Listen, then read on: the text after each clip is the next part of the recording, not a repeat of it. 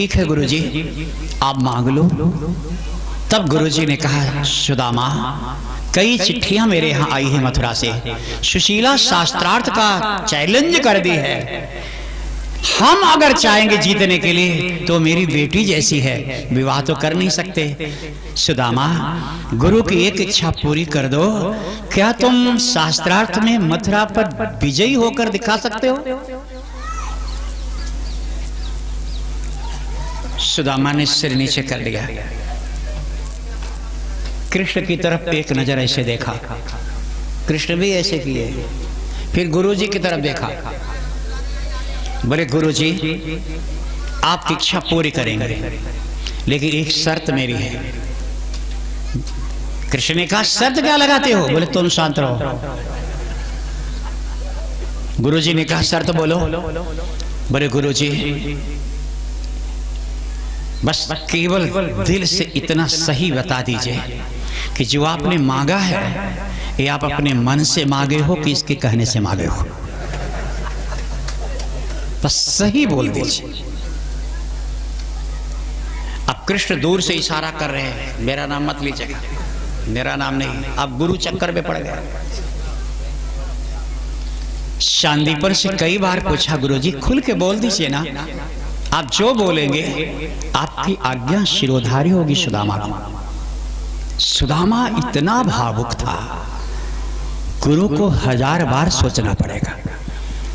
शांतिपन ने कहा, जब कृष्ण ने ऐसे कहा तो इशारे में गुरुदेव ने कहा, हे गुरुदेव। गुरुदेव ने कहा, हे कृष्ण, सुदामा जैसे शिष्य के सामने भगवान भी झूठ बोलने को कहेगा तो मैं नहीं बोल सकता। सुदामा, मैंने अपने से मन से नहीं, कृष्ण के कहने से वरदान मांगा है। भगवान माथे पे हाथ रख लिया, कितना सोचा। अब देखो ये क्या करता है। गए, शास्त्रार्थ किए, विजयी भी हुए, विवाह भी हुआ।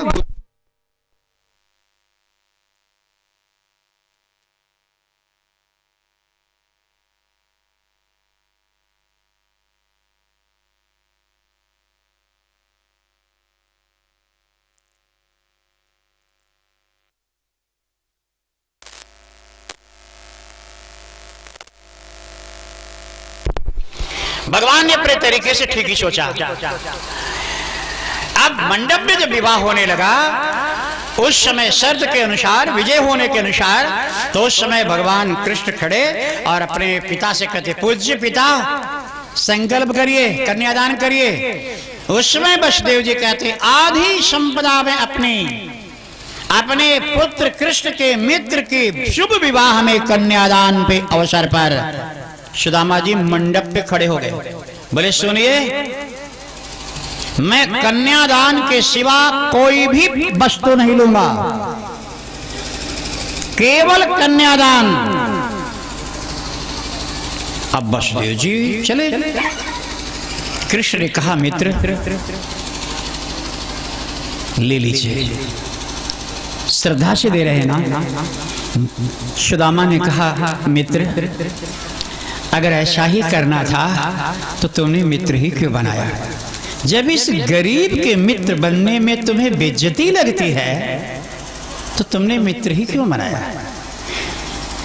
बोले ऐसा क्यों कहते हो? सुदामा ने कहा, कृष्ण एक बात पूछो, क्या तुम्हारे पिता ने इतना दहेज और किसी के कन्यादान में दिया है? नहीं दिया है, क्योंकि सब तुम्हारे मित्र नहीं हैं।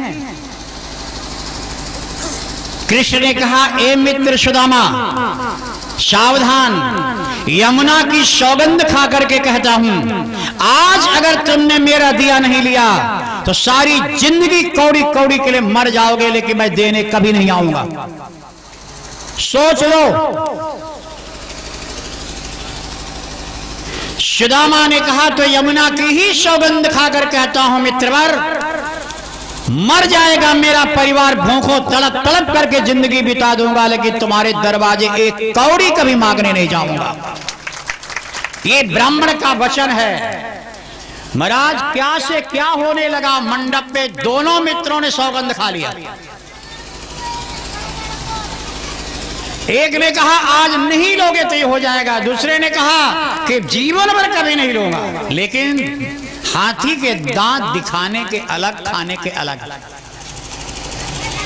कृष्ण ने जोर से तो कह दिया कि आज नहीं लोगे तो एक कौड़ी कभी देने नहीं आऊंगा, लेकिन भीतर कुछ और है। हम तो कहते हैं बाहर भले कुछ हो, भीतर ठीक ठाक हो। कृष्ण ने जोर से कह दिया कि आज नहीं लोगे तो जिंदगी में एक कौड़ी नहीं दूंगा, ये तो जोर से कहा, लेकिन भीतर मने मन कहा मित्र दूंगा तो एक कौड़ी भी नहीं, लेकिन कभी आकर मांग लेगा तो सारी द्वारिका दे दूंगा। तो यही हाल सुदामा जी की है। जोर से कहते हैं मर जाऊंगा तड़प करके, लेकिन एक कौड़ी भी तुमसे कभी नहीं मांगूंगा, लेकिन भीतर मने मन कहते हैं मांगूंगा तो एक कौड़ी भी नहीं, लेकिन बिना मांगे देगा तो सारी द्वारिका ले लूंगा। भगवान करे ऐसी लड़ाई मित्रों में भी खूब हो, बाहर कुछ भीतर कुछ। भीतर ठीक है तो बाहर का गाली गलौज भी चलेगा। आजकल का ऊपर है चिकना चिपड़ी, भीतर एक जहर भरा है। मित्रता अगर करनी है तो ऊपर भले कुछ भी बोल लो, लेकिन दिल से कभी दुश्मनी नहीं करना, दिल साफ हो। एक तो ये कारण है कि सारा जीवन दोनों मित्र कृष्ण प्रतीक्षा करते रहे कि अगर मांग लेगा तो सारी द्वारिका दे दूंगा, और सुदामा प्रतीक्षा करता रह गया कि बिना मांगे देगा तो सारी द्वारिका ले लूंगा। बिना मांगे मिल जाए ये सुदामा की इच्छा जिंदगी भर रही, और कृष्ण कहते हैं मांग ले। अब एक बात आप जिद करो, आप भी करो, लेकिन जिद की भी एक सीमा है। सुदामा की जिद थी किसी से मांगूंगा नहीं, लेकिन ये तो अति हो गई भाई। दुनिया में किसी से मत मांगो, लेकिन भगवान के मंदिर में जाकर दिल खोल कर मांग लो। मंदिर में तो मांग लो। सुदामा तो मंदिर में भी मांगने को तैयार नहीं। पत्नी बार बार कहती है, लेकिन फिर भी सुदामा नहीं गए। एक कारण और है। बचपन में सुदामा जब गुरुकुल में पढ़ते थे और शाम को चना भिगो देती थी गुरु माता, और सवेरे संयोग से शाम को जब चना भिगोई तो उसी समय दुर्वासा जी आए, बोले वो चना हमको दे दो, जा रहे हैं रास्ते में काम करेगा, महात्मा हूं, पता नहीं क्या मिलेगा, दूसरा चना भिगो लेना। तो शांदीपन की पत्नी कहती नहीं नहीं महाराज, आपको दूसरा चना हम दे देते हैं, ये कल हमारे शिष्य लकड़ी तोड़ने जाएंगे तो वहां चबाएंगे, उनका हिस्सा क्यों दे, आप दूसरा ले लीजिए, ज्यादा ले लीजिए। दुर्वासा ने कहा आज तक हमारे पर टीपा टिप्पणी किसी ने नहीं किया, हमें वही चना चाहिए।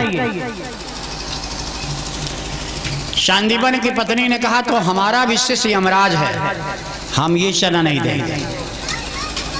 दुर्वासा जी चले, अब वहां तो कुछ नहीं बोले, थोड़ा आगे बढ़े तो कहते हैं जाओ, चना तो नहीं दिया, जो इस चना को चावेगा वो सारी जिंदगी गरीब दरिद्र बनकर के जिंदगी जिएगा, दरिद्र बनेगा, दरिद्र बनेगा।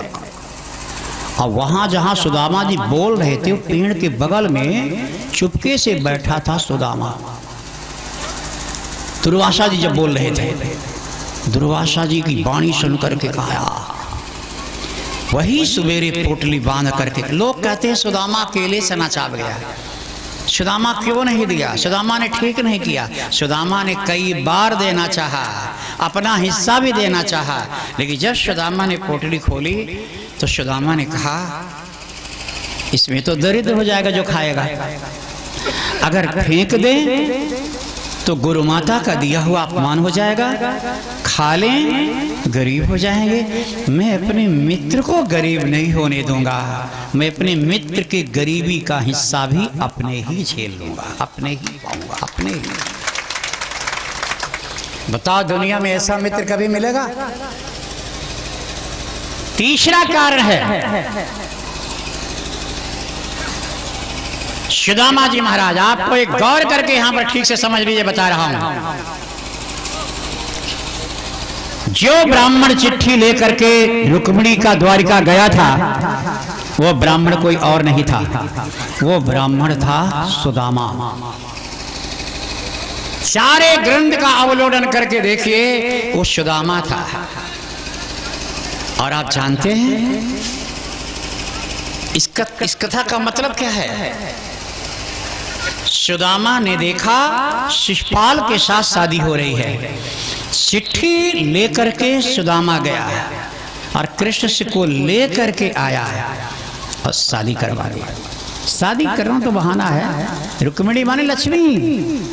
सुदामा ने लक्ष्मी को देखा लेकिन लक्ष्मी को लेने की इच्छा कभी नहीं किया। सुदामा ने मन कहा इतनी सुंदर लक्ष्मी मेरे मित्र द्वारकानाथ की होनी चाहिए, मेरे मित्र की होनी चाहिए।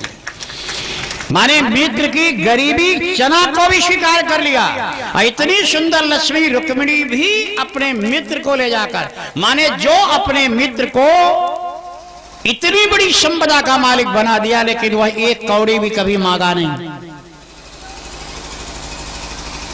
अब जरा उपाय देखिए। श्री सुदामा जी महाराज की धर्मपत्नी सुशीला कई बार कहती हैं, आग्रह करती हैं, लेकिन कभी नहीं गए। लेकिन एक बार सुदामा जी की पत्नी सुशीला अपने गुरुकुल गई।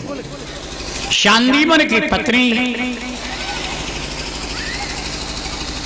से, गुरु जी की पत्नी का नाम पता है? कल मैंने बताया था ना, सुयशा। और ये भी मैंने बताया था सुयशा नंद की पत्नी, नंदी की पत्नी का भी नाम है। दोनों को अलग अलग करके देखिएगा। शांतिवन की पत्नी सुयशा बड़ी तपस्विनी थी और एक बार जाकर के इसने कहा कि माता हमारा पति इतना गरीब क्यों है? कृष्ण जैसा मित्र होकर भी। बोले इसे द्वारिका भेजो।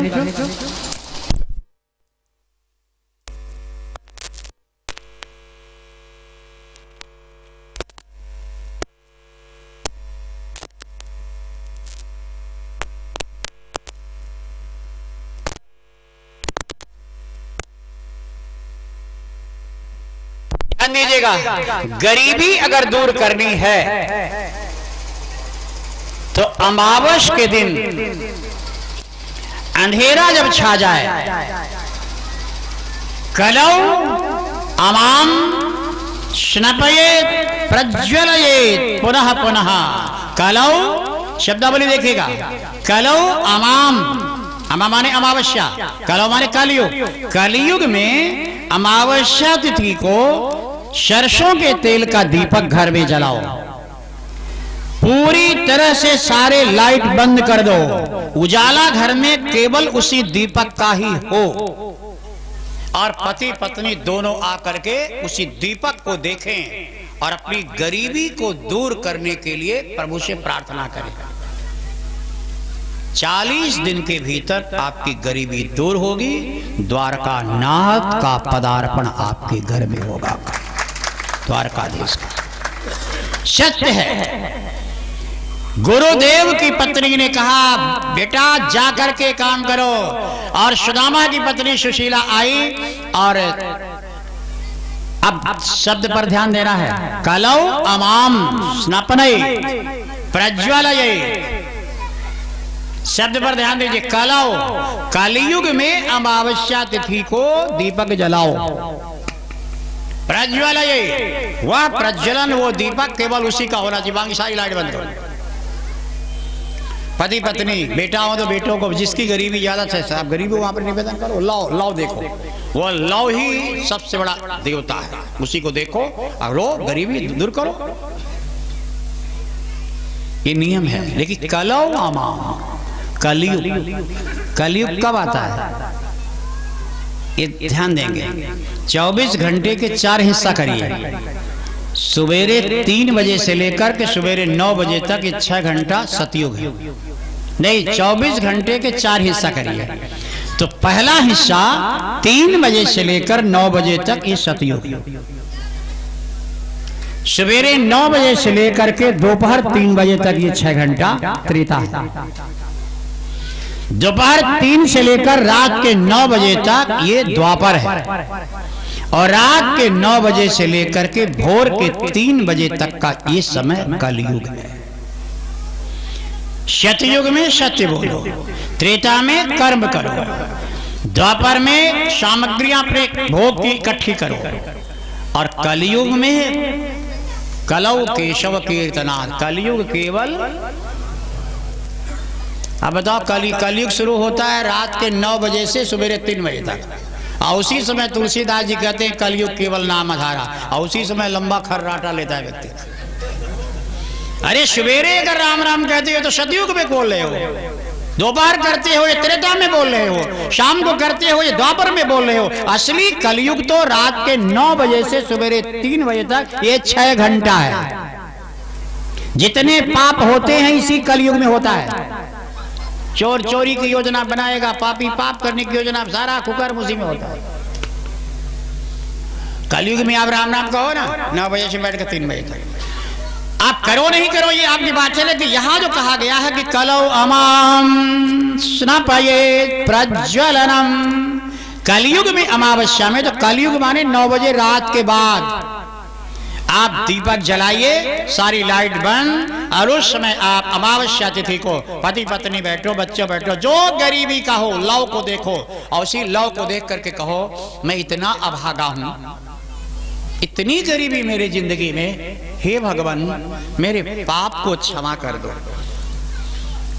सारा प्रायश्चित पिछले किए कर्मों का नष्ट हो जाएगा। ये तिथियों का, वातावरण का बड़ा योगदान होता है। और सुशीला ने किया, अपने पति सुदामा जी को भी सामने खड़े की, सारे बच्चे भी आए, और बच्चे भी कई थे। गरीबों के बच्चे कुछ ज्यादा होते भी हैं, ऐसे बच्चे तो सच्चे होते हैं। और भले कोई कहे हम दो हमारे दो, हम दो धीरे से कहते हैं आपसे, हम दो हमारे दो के चक्कर में बहुत न रहो, आने दो मेहमान को जितने आते। धीरे से इसलिए कहते हैं कि वो सरकार प्रतिबंध लगाई है, कहीं पकड़ ले, हथकड़ी लगा दे। नहीं, मैं तो कृष्ण की कथा करता हूँ। मेरे कृष्ण कहते हैं मेरे 16,108 और सबके 10-10 बेटा, एक एक बेटी। आने वाले मेहमान के विषय में क्यों हम दो हमारे दो। कई लोग कहते हैं महाराज महंगाई इतनी ज्यादा है, कैसे पालन करेंगे। भैया मेरे, बच्चे कितने हो ये मत सोचो, बच्चे कैसे हो ये सोचो।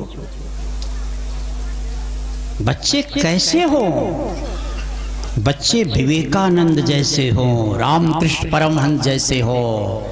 तुम कहते हो गरीबी में क्या खिलाएंगे, अरे बच्चे ऐसे पैदा करो जो 1000 को खिला करके खाने की ताकत रखता हो, ऐसे बच्चे पैदा करो। और बच्चे पैदा करने के लिए केवल ऐसे लाइन नहीं लगा देना है, बच्चे भी सच्चे हो। और हम आप सबसे एक बात कह के जा रहे हैं, अच्छी लगे न लगे, बात भागवत की है तो भाग नहीं सकते, इसलिए भागवत की भागमत को मानिए। बच्चा अब जो हो गया सो हो गया, हम लोग जो आने वाले हैं उनके लिए थोड़ा प्रेरणा दीजिएगा। शादी विवाह जो करे, बच्चा जब पेट में आ जाए, अब पता चल जाए परिवार में कि बच्चा है, 1 महीना 2 महीना में तो पता चल जाता है। खास करके जिस महिला के गर्भ में बच्चा आ गया, जब उसके पति को पता चल जाए, तो पति का एक धर्म है कि जब तक वो बच्चा जन्म न ले तब तक के लिए अपनी उस पत्नी से माता जैसा व्यवहार करे, माँ जैसा व्यवहार करे। वह बच्चा दुनिया में नाम रोशन करेगा, दुनिया में विवेकानंद बन करके विदेशों की धरती पर जाकर के झंडा भारत का फहराएगा। इतना तो धैर्य रखना पड़ेगा, क्योंकि गर्भस्थ शिशु के ऊपर सारे संस्कार होने चाहिए उतने दिन के लिए।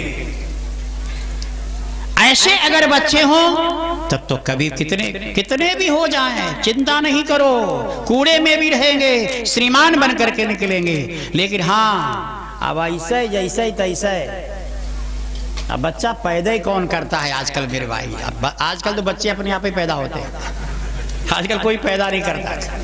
बच्चा पैदा करने वाला जो संस्कार है कि प्रणाम करके भगवान को गोधूली बेला में दीपक जला करके शाम को पत्नी पति का पैर छूती है और दोनों मिलते हैं, भगवान की आराधना करते, प्रभु इस बेला में आप आओ, आप अंश भेजो, मेरे गर्भ से मेरे वंश को रोशन करो। ये जो विधि है, इसके बाद पति पत्नी दोनों मिलते हैं, वह बच्चा सच्चा बच्चा होता है, वो बच्चा होता है। अब तो अपने आप ही आ गया, कब आ गया कोई भरोसा नहीं। जीवन जीवन के माने ये मेरे कहने का मतलब है कि ये मतलब कहने का है संयम करो। बच्चे गिरवा देते हैं लोग। एक निश्चित हमारा शास्त्र तो कहता है शेर दिल जीना है, सिंह साल में एक बार भोग करता है, एक बार। इसलिए शेर के बच्चे में ताकत होती है। इतना छोटा सा एक बार खड़ा किया, बड़ों बड़ों का धड़कन, साल में एक बार केवल भोग करता है। शरीर के भीतर आपके सबसे बड़ी ताकत, जो सबसे बड़ी संपत्ति है, वो है ब्रह्मचर्य। संयम और ब्रह्मचर्य को ये ताकत समझिए और इसको बचा करके रखिए। फिर देखिए हमारे यहाँ एक वाक्य आया है, राजा जनक के यहाँ जब अष्टावक्र जी का शास्त्रार्थ हुआ था तो हम तो ज्यादा व्याख्यान नहीं, उसी में से कुछ एक अंश है कि वहां पूछा गया कि विवाह के बाद पत्नी पति को भोग के लिए कितनी बार मिलना चाहिए? अष्टावक्र ने कहा एक। बोले एक से काम न चले तो? बोले साल में 2 बार। बोले 2 से भी काम न चले तो? बोले महीना में 1 बार। बोले अगर महीने में भी काम न चले तो? वासना में डूबा परिवार हो? बोले 15 दिन में 1 बार। बोले उससे भी काम न चले तो? अष्टावक्र ने कहा कफन तैयार कर लो, चिता बना लो, फिर जितनी बार मर्जी उतनी बार करो, क्योंकि फिर तो कम मर जाओगे, कोई भरोसा ही नहीं है। होगी कहीं के नालायक। गाली दे करके अष्टावक्र दरबार से निकल के चले गए। इसलिए अष्टावक्र को परम विद्वान कहा जाता है। 8 जगह से टेढ़े काले कलूटे जरूर है, लेकिन इनकी वाणी में बड़ा तेज है। टेढ़ा है तो क्या हुआ, काला है तो क्या हुआ, लेकिन ब्रह्मचर्य इसकी ताकत, ब्रह्मचर्य मेधा देती है।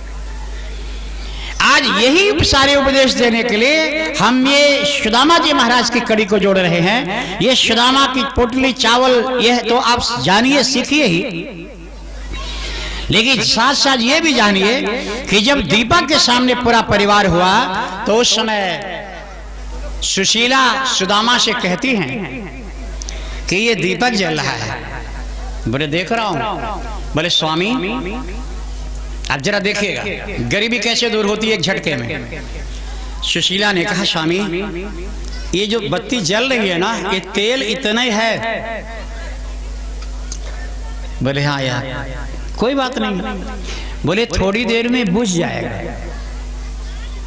कोई बात नहीं, अंधेरे में रह लेंगे। बोले ये तेल खत्म हो जाएगा तो ये जो बाती है वो जल जाएगी। वो तो होना ही होना है। बोले स्वामी आप द्वारिका जाएंगे कि नहीं? अंतिम बार आज पूछ रही हूं, अब कभी नहीं कहूंगी। हजारों बार कह चुकी हूं, आज जिंदगी का अंतिम प्रयोग है, आप द्वारिका जाएंगे कि नहीं? बोले मैं कभी बार बार कहा हूं नहीं जाऊंगा।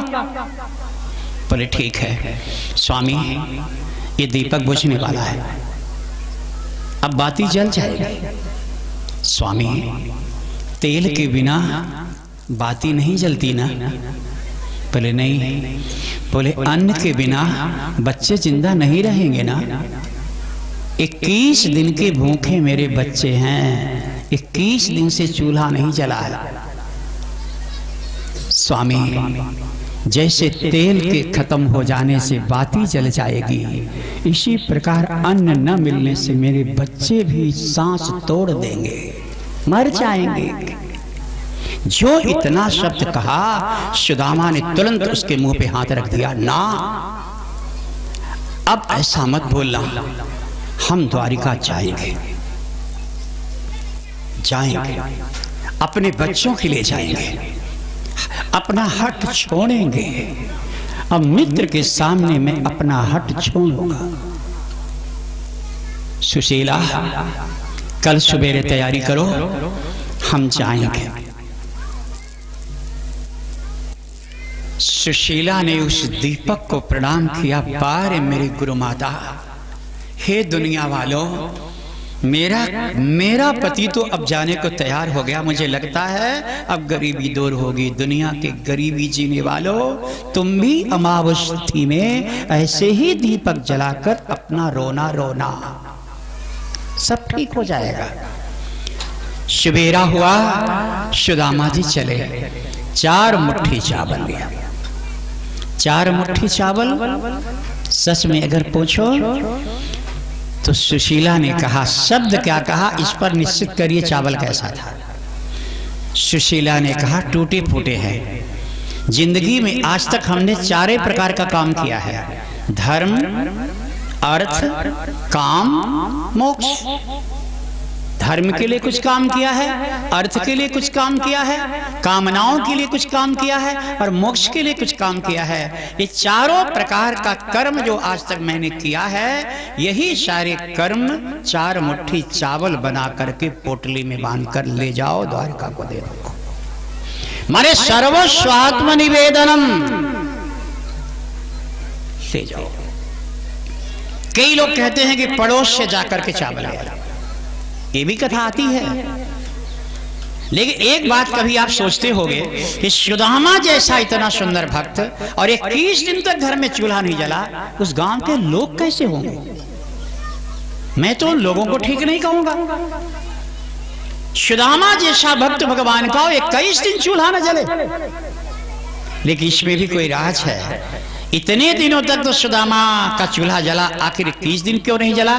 इसको भी जरा समझिए। सुदामा के गांव के लोगों के निंदा मत करिएगा, पहले समझ लीजिए। सुदामा जी का नियम था, एकम कालम शरैन भैक्षम कुलान द्वे च पंच च असंभवे वा भैक्षस्य चरण स्नानपि। सुदामा जी 2 या 5, 2 घर या 5 घर भिक्षा मांगते थे। और भिक्षा मांगने का तरीका भी इस महात्मा का विचित्र था। एक दरवाजे पर खड़े होते थे और एक गाय धोने में जितना समय लगता था उतनी देर खड़े रहते थे, बोलते कुछ नहीं थे और इसके बाद फिर चले जाते। मिल गया तो घर आ गए, दूसरे घर कभी नहीं गए। नहीं मिला तो दूसरे घर गए, नहीं मिला तो तीसरे चौथे गए, नहीं मिला तो 5वें गए। और 5 घर में भी अगर नहीं मिला तो उस दिन सुदामा लौट के आ जाते थे। पत्नी ने पूछती थी, क्या लाए हो? बोले, आज इसलिए नहीं लाए कि आज एकादशी है। सुदामा जी एक बार तो 5-6 दिन लगातार कह दिए कि आज एकादशी, आ जाओ एकादशी, आज एकादशी। एक दिन कहा वैष्णवा नाम, एक दिन कहा स्मार्ता नाम, एक दिन गृहस्थों का अलग से, एक दिन कहा स्पेशल हमारा अलग से। फिर तो बहकावे में डालने लगे कि एक दिन हमारे एक बच्चे का, एक दिन हमारे दूसरे बच्चे, सबकी एकादशी अलग है। सुशीला ने कहा, ये कहने से काम नहीं चलेगा। तो बोले, सुशीला भगवान से जाके कहो ना, सारी दुनिया में महीने में 2 ही एकादशी देते हो, मेरे घर में 21 एकादशी एक साथ है, क्यों दे दिए? कहो ना। गरीबी इम्तिहान लेती है। गरीबी में कभी धैर्य नहीं खोना है, कहीं अनर्गल कोई कदम नहीं उठाना है। गरीबी की इम्तिहान के बाद द्वारकाधीश छप्पर फाड़ करके देने को तैयार है। इसलिए गरीबी में असंयमित मत होना। सुदामा जी 4 मुट्ठी चावल लेकर चलते हैं। गरीबी तो है। कहते हैं बगल वाले ने 21 दिन क्यों नहीं दिया? आप एक सूत्र में बता दूं, देते थे। लेकिन कृष्ण भगवान वहां बैठे के सोचे कि अगर ऐसे गांव वाले खिलाते रहेंगे रोज नंबर लगा के तो कभी अइबे नहीं करेगा। तब तो इसकी जिद पूरी हो जाएगी। और मेरी जिद है कि आकर के मांगे तो हम सब दें। काहे को आएगा जब फ्री में मिल रहा है? मौनी बाबा बन करके जाता है और लोग भक्त समझ कर दे देते हैं। अब भगवान कृष्ण ने क्या किया? 21 दिन तक क्यों नहीं बना? जैसे पहले घर में सुदामा जी गए और जैसे सुदामा जी महाराज बस ताली बजाते थे, इतने में खिड़की से मालके ने कहा, रुकिए रुकिए सुदामा जी, यहो भाग्य मेरे, आप मेरे घर पधारे, रुकिए मैं आ रही हूं लेकर के। और घबरा करके जब चावल लेकर के जब भीतर से चली तो भगवान माया के रूप छोटा बच्चा बन करके भीतर प्रकट हो गए। अरे बोले, तुम कैसे आ गए? भीतर से दरवाजा बंद है, तुम कैसे? बोले, तुम भूल गई थी, दरवाजा खुला है। बोले, कैसे आए हो? बोले, बात बताने आया हूं। जानती हो, ये जो बाहर खड़े हैं महात्मा जी ना, इनको एक श्राप आज मिल गया है सवेरे कि जो इनको भिक्षा देगा वो 7 जन्म दरिद्र हो जाएगा। इतने में वो भाव में भक्त जो थी वो सीधे चावल भीतर रखी और दरवाजे में आके कहती, महाराज हमारे घर था दरिद्र बनाने का, और कोई घर नहीं मिला, जाइए जाइए, अब हमारे दरवाजे कभी मत आइएगा। आपको इतना बड़ा श्राप मिल गया है तो आप अपने घर बैठिए। जिस घर में जाए उसी घर में भगवान जाके कह देते थे ये बात। 21 दिन हो गया, 21 दिन का भूखा परिवार। अब भगवान ने कहा अति हो गई, आज सुदामा जी चल पड़े। अब आप बताइए कि अगर भूखे नहीं रहते, ये लीला ना करते तो सुदामा जाता? तो भगवान तो सुदामा अपने मुंह से बोले हैं अंत में, यस्याहम अनुगृह्णिष्यामि हरिष्ये तद्धनम शनैहि। भगवान कहते जिस पर मैं बहुत कृपा करता हूं उसकी संपत्ति को पहले मैं धीरे धीरे छीन लेता हूं। आजकल के लोग तो कहते हैं महाराज मत कृपा करिए, भगवान की आदत है। श्री सुदामा जी द्वारिका जा रहे हैं। सुदामा जी जब जाने लगे 4 मुट्ठी चावल लेकर, तो सुशीला ने केवल इतना कहा कान में, सुनिए सफल मनोरथ होंगे आप। सुदामा के भाव भर गए। सुदामा ने कहा, सुशीला 21 दिन से जब मेरे घर में चूल्हा नहीं जला तो तुम तो इसके पहले से ही भूखी होगी। आज द्वारिका जाने में तुम्हारे चेहरे में इतनी खुशी, 21 दिन की भूखी नारी इतनी खुश। बोले आप जो द्वारिका जा रहे हैं, बोले इधर मुड़ो। बोले क्या हुआ, आप चाहिए ना? बोले इधर मुड़ो। बोले क्यों? बोले इधर मुड़ो, कुछ राज है। सुदामा की आंख में आंसू आ गए। सुदामा ने जो चावल की पोटली देखी थी, वो पोटली खटी पुरानी साड़ियों में से आंचल का हिस्सा जो था फाड़ दिया था। आंचल फाड़ा था। और सुशीला कह रही है कि हे मेरे द्वारकानाथ, मेरे गरीबी में एक टुकड़ा भी नहीं है जो आपको बांधो। एक नारी के जिंदगी की इज्जत में सबसे कीमती आंचल है, और यह आंचल ही मैं आपको सौंपने जा रही हूँ। मेरे घर की लाज रखो। सुदामा जी लेकर चले। इतना जरूर कान में सुशीला ने कहा, स्वामी जब द्वारिका जाइएगा तो वहां गोमती नदी मिलेगी। गोमती नदी में बिना स्नान किए मत जाइएगा। मैंने सुना है कि गोमती नदी में जो स्नान कर लेता है उसको द्वारकानाथ हृदय से लगा लेते हैं, सारी मनोरथ पूर्ण कर देते हैं। गोमती में जरूर नहाइएगा। गोमती नदी में कभी नहाए हैं? हमारे बनारस में गोमती नदी है। बनारस में तो 28 नदी, गोदावरी भी है, गोमती तो खूब तेज चलती है। कभी गोमती नदी नहाइए, और जाइएगा तो गोमती का जल लाइएगा। और कभी कभी मेला वगैरह में जाइए तो गोमती चक्र मिलता है ना, सफेद सा धारीदार गोला। हाँ, गोमती चक्र घर में रखिए। गोमती चक्र प्रभु की कृपा सदैव बनेगी। जिस व्यक्ति के पूजा घर में गोमती चक्र रहते हैं उस घर में दरिद्रता नहीं आती, और आती भी अगर दरिद्रता है तो भविष्य सुदामा जैसा होने वाला है, छप्पर फाड़ करके मिलने वाला है। गरीबी के समय में भी उस परिवार का कोई व्यक्ति अनैतिक कदम नहीं उठाता। गोमती चक्र। सुदामा ने कहा ठीक है, गोमती में नहा लेंगे। हम तो ये कहते हैं, बराबर कथाओं में कहते हैं कि गोमती नदी मिले तो ठीक है, चक्र मिले तो ठीक है। मैं तो इस तरह की कथा को समझता हूं कि सुदामा गोमती में डुबकी लगाते हैं। मैं तो समझता हूं गो माने गौ, मति माने बुद्धि। गौ जैसी मति को बना लो तो गोमती नदी में स्नान हो गया। अब गौ जैसी मति, भैंस जैसी मति नहीं। आजकल के लोग बैल मती, भैंस मती, हाथी मती, गोमती नहीं।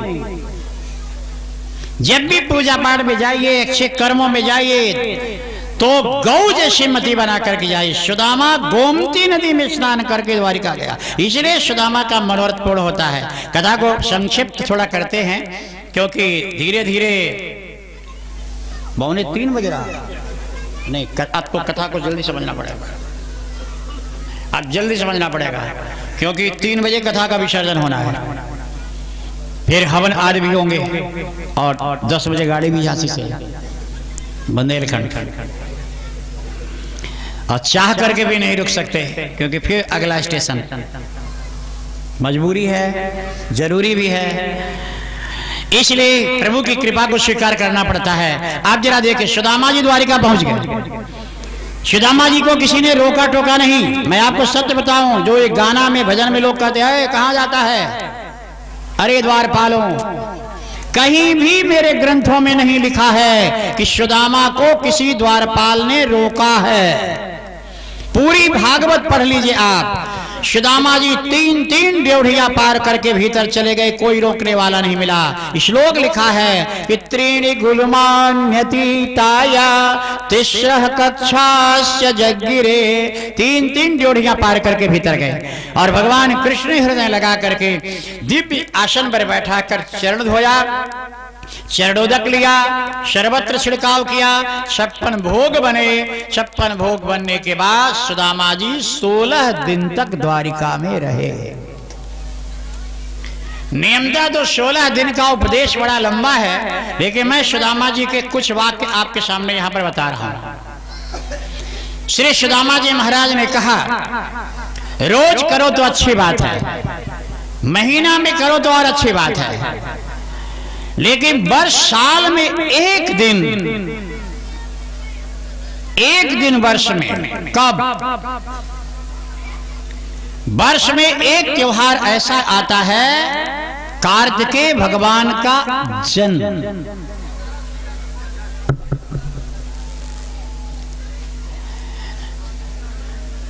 या काल भैरव का जन्म, माने जो संयमित देवता है इनका जन्म, या हनुमान जी का जन्म, इनमें कोई भी एक तिथि ले ली, या अपना ही जन्म, आपका ही जन्मदिन हो।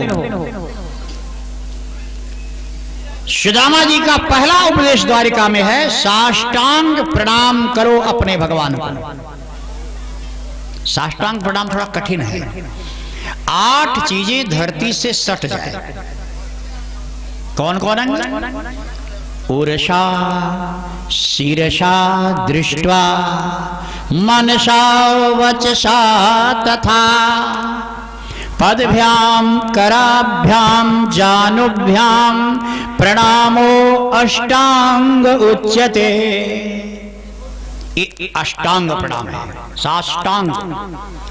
साष्टांग मतलब 8 को धरती से सटा दो। तो जब मैंने श्लोक बोला उरसा, उर माने छाती, ये है बड़ा कठिन अभ्यास बनाना। ये नहीं कि ऐसे लेट गए हो गया, ये सब क्रम है, कौन पहले कौन बाद में कौन कैसे। साष्टांग प्रणाम बहुत आदत बन जाए तो हो जाएगा। सबसे पहले उरसा हृदय, फिर मस्तक, तीसरा नेत्र, ये भी एकदम ऐसे, फिर मन,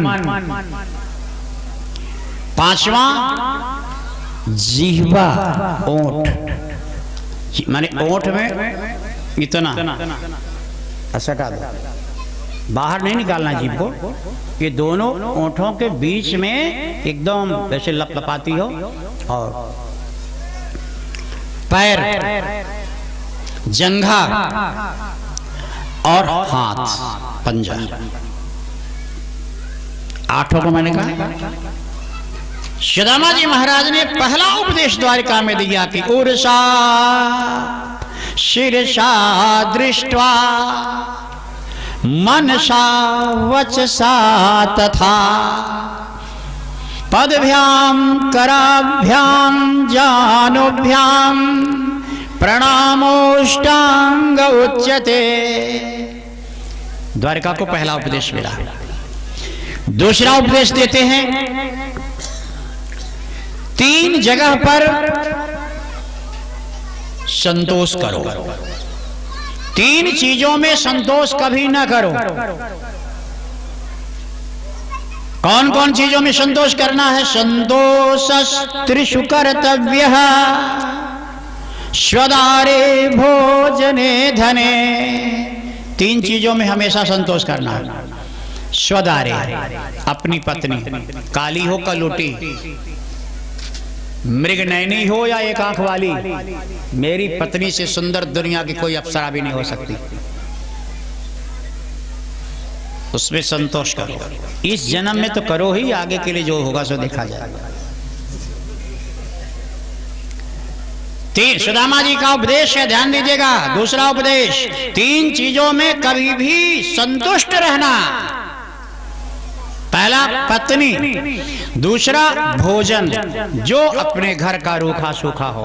बगल वाले का 56 भोग भी फीका है, तुम्हारी कमाई की नमक रोटी भी 56 भोग जैसा है। अपने भोजन पे संतुष्ट रहना। और तीसरा धने, अपने धन, 4 तल्ले की बिल्डिंग देखकर चिढ़ना मत, उसके वैभव को देखकर जलना मत। जो तुम्हारा है तुम्हारी वही अपनी द्वारिका है। ये 3 में कभी भी असंतोष मत करना, संतुष्ट रहना। आज सुदामा जी महाराज का तीसरा उपदेश है, 3 चीजों में कभी भी संतोष मत करना। इसमें हमेशा पाने के लिए तड़पते रहो। वो 3 चीज कौन है? बोले त्रिशुनैव च कर्तव्यो अध्ययने दपदानयोः। 3 चीजों में कभी भी संतोष मत करो। अध्ययन में, पढ़ाई में, सारी जिंदगी पढ़ो।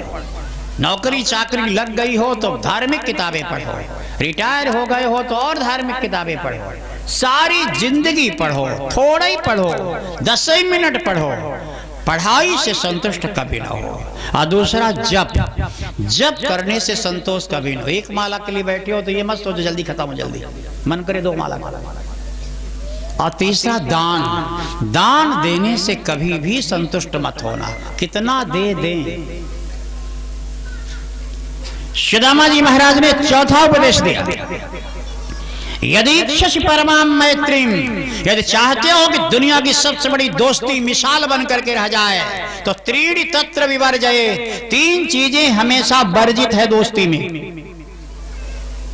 सुदामा ने कहा, दुनिया वालों मेरी दोस्ती देख लो, और इसी अनुभव पे कह रहा हूं कि यदि इच्छसि परमाम मैत्रीम त्रीणि तत्र विवर्जये, विवादो अर्थ संबंध परोक्षेदार भाषणम। सुदामा जी ने कहा 3 चीज दोस्ती में वर्जित है। पहला विवाद, विवाद नहीं कर सकते अपने दोस्त से।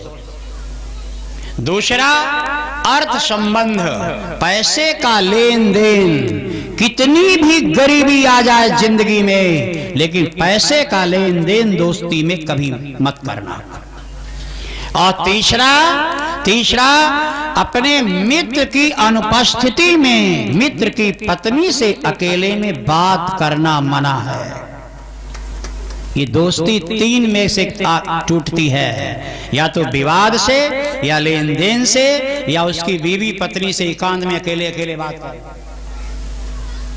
दोस्ती अगर अखंड चाहिए तो ये 3 चीजें कभी नहीं होनी चाहिए। और भी यहां पर कहते हैं, सुदामा जी के बहुत सारे उपदेश में जल्दी जल्दी बोल करके और धीरे बाने विराम करता हूं। अकारण बिना मतलब के बोलो नहीं, बोल करके अगले की सुन कर जाओ, बोल कर भागना नहीं। पति की चोरी में या पत्नी की चोरी में खाना नहीं, किसी का ना सुने, खाली बोलते बोलता चला जाए, ऐसा कभी ना करना। कट वाक्य कड़वे कभी ना बोलना। और सुदामा जी महाराज बहुत सारे उपदेश दिए हैं, मैं अंतिम उपदेश बता रहा हूं। अंतिम उपदेश बताते हैं कि भोजने चाग्निकोणे च ईशाने पूजनंबरम प्रदीपिकाधौ स्वच्छं च हृदये तुलसी शुभम देहल्यां न स्पृशेत् पादौ गृहवास्तु स्वतः शुभम। आपके घर की वास्तु अपने आप ठीक हो जाती है अगर इतना काम कर लीजिए। अग्निकोण में भोजन बनाओ, ईशान कोण में पूजा करो, सीढ़ी के नीचे साफ सुथरा रखो, कुछ भी न बनाओ, और आंगन में तुलसी रखो, दरवाजे की देहली के ऊपर पांव न रखो। घर की वास्तु सब अपने आप साफ सुथरी रहेगी, कोई बाधा नहीं आएगी। इतनी चीजें कर लेने से बाकी कमी बेसी सब ठीक हो जाता है। इतना करना चाहिए। और महाराज फिर नवयोगियों की कथा सुनाया। सुखदेव जी महाराज ने नवयोगियों का नाम बताया। नाम केवल लेने से नवोग्रह खुश रहते हैं।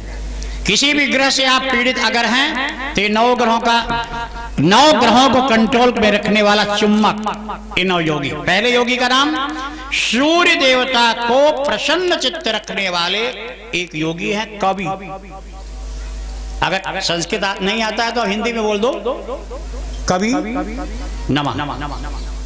संस्कृत जानते हो तो बोलो कवये नमः। चंद्रमा को कंट्रोल करने के लिए हरि नाम के दूसरे योगी हरये नमः। मंगल ग्रह को कंट्रोल करने के लिए अंतरिक्ष नाम के तीसरे योगी का नाम लो। बुध ग्रह को ठीक करने के लिए प्रबुद्ध नाम के एक चौथे योगी। बृहस्पति को शुभ फल देने के लिए पिप्पलायन नाम के 5वें योगी। शुक्र ग्रह को ठीक करने के लिए चरित्रवान बनने के लिए आविर्होत्र नाम के 6वें योगी। और शनि और राहु केतु ये तीनों ग्रहों को एक साथ कंट्रोल में रखने के लिए द्रुमिल नाम के 7वें योगी। श्रीमद् भागवत के 11वें स्कंद में स्पष्ट रूप से 4थे अध्याय में इन 9 योगियों का नाम आया है, नव योगेश्वर। 8वें योगी हैं चमस, 9वें हैं करभाजन। प्रेम से बोलो भक्तवत्सल भगवान की। इसके बाद 24 गुरुओं की कथा आई है। 24 गुरुओं की कथा में थोड़ा सा यहां पर ध्यान देना है।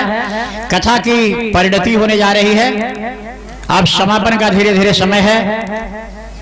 7 दिन से चल रही कथा अब पूर्णाहुति की ओर जा रही है, इसलिए एक नजर यहां पर सभी लोग ध्यान देंगे। 24 गुरुओं में सबसे पहली गुरु है पृथ्वी। सुन लीजिए, समय मिले तो भागवत में पढ़ लीजिए। पृथ्वी को सवेरे प्रणाम करना, ये पहला गुरु को प्रणाम। दूसरे गुरु है वायु। सवेरे जब उठिए एक लंबी सांस लीजिए, ये दूसरे गुरु को प्रणाम।